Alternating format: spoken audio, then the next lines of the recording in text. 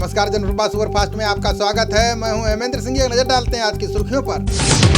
नई राष्ट्रीय शिक्षा नीति पर पीएम मोदी ने देशवासियों को किया संबोधित। कहा 21वीं सदी के भारत की बुनियाद तैयार करेगी नई शिक्षा नीति। पीएम मोदी बोले 5वीं तक अपनी भाषा में पढ़ाई करेंगे बच्चे, सीखने की ललक बढ़े इसलिए स्थानीय भाषा पर किया फोकस। पीएम मोदी बोले बरसों पुराने ढर्रे पर चल रहा था एजुकेशन सिस्टम, जिस कारण नई सोच नई ऊर्जा को नहीं मिल सका बढ़ावा। व्यापक विचार विमर्श के बाद शिक्षा नीति को किया गया स्वीकृत। पीएम बोले अब इम्प्लीमेंटेशन की तरफ हैं सबकी निगाहें। सुशांत मामले में ईडी दफ्तर पहुंची रिया चक्रवर्ती से पूछताछ जारी। सुशांत के खाते से 15 करोड़ रुपए निकालने का है आरोप। रिया के बाद सुशांत सिंह की पूर्व बिजनेस मैनेजर पहुंची ईडी दफ्तर। श्रुति मोदी से भी ईडी की टीम कर रही है पूछताछ। सुशांत मामले में बिहार सरकार ने सुप्रीम कोर्ट में दायर किया हलफनामा। कहा रिया ने पैसे को लेकर एक्टर को बताया मानसिक रोगी। ईडी ने रिया के बाद सुशांत के दोस्त सिद्धार्थ को भी भेजा नोटिस। सुशांत के दोस्तों और उसकी मौत के संबंध में करेगी पूछताछ। भारतीय रेलवे ने आज से शुरू की किसान स्पेशल पार्सल ट्रेन। रेल और कृषि मंत्री ने हरी झंडी दिखाकर ट्रेन को किया रवाना। रेल मंत्री पीयूष गोयल ने महाराष्ट्र से बिहार के लिए चलाई ट्रेन। कृषि मंत्री नरेंद्र सिंह बोले किसानों को मिलेगा बड़ा लाभ। चलते फिरते कोल्ड स्टोरेज की तरह काम करती है किसान ट्रेन। खरीदारों तक बिना खराब हुए पहुंचाएगी किसानों के उत्पाद। मनोज सिन्हा ने जम्मू कश्मीर के दूसरे उपराज्यपाल की ली शपथ। का कश्मीर भारत का स्वर्ग, परियोजनाएं मेरी पहली प्राथमिकता। अंग्रेजों के जमाने की व्यवस्था बंद करने की तैयारी में इंडियन रेलवे। अब वरिष्ठ अधिकारियों को नहीं मिलेंगे बंगला चपरासी। खुफिया एजेंसियों ने पीएफआई की बड़ी साजिश का किया खुलासा। का राम मंदिर शिलान्यास के बाद हिंसा फैलाने की थी साजिश।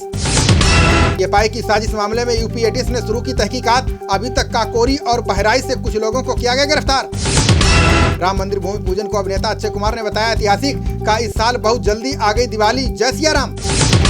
मंदिर भूमि पूजन के बाद केंद्र के बाकी बचे एजेंडों पर चर्चा तेज। अब कॉमन सिविल कोड, जनसंख्या और एनआरसी पर है नजर।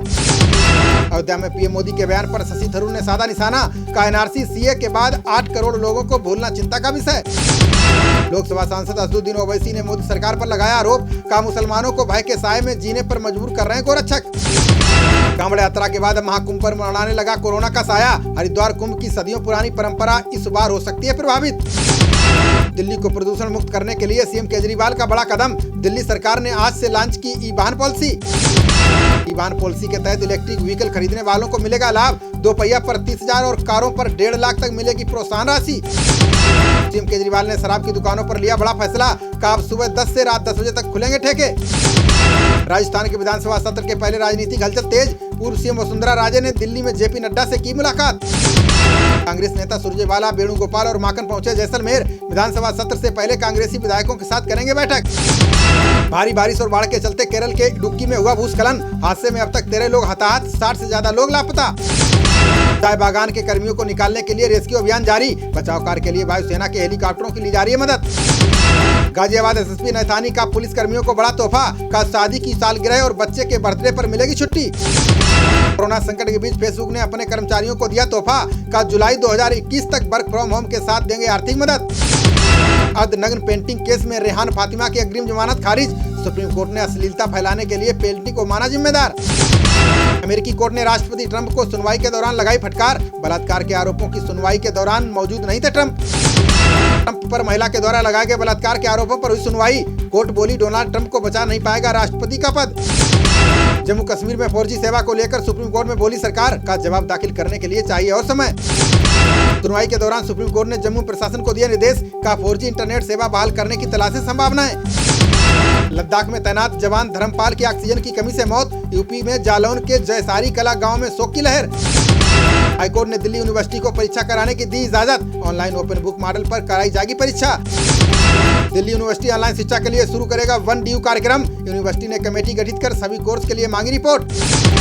बिहार बोर्ड ने 10वीं 12वीं के छात्रों को ग्रेस मार्क से किया पास। 1 या 2 पेपर में फेल होने वाले छात्रों को बोर्ड ने किया प्रमोट। केरल के सोना तस्करी कांड में एनआईए ने किया बड़ा दावा। का 30 किलो सोना मामले में सीएम दफ्तर से जुड़ रहे तार। भागलपुर के कहलगांव एनटीपीसी की 4 यूनिट में उत्पादन ठप। बिहार में गहरा सकता है बिजली का संकट। एनटीपीसी तटबंध टूटने पर तकनीकी खराबी से उत्पादन हुआ कम। अब 2340 मेगावाट की जगह बन रही है 600 मेगावाट बिजली। बॉम्बे हाईकोर्ट ने 65 वर्ष से अधिक उम्र के कलाकारों को दी राहत। कहा अब बॉलीवुड की शूटिंग में भाग ले सकेंगे सीनियर कलाकार। सर्वखाप पंचायत ने IAS टॉपर प्रदीप मलिक को किया सम्मानित। का सिविल सेवा में पहली बार किसान के बेटे ने रचा इतिहास। रोहतास जिला प्रशासन ने दुकानदारों को दिया कोरोना टेस्ट कराने का निर्देश। का रिपोर्ट निगेटिव आने के बाद ही खोल सकेंगे दुकान।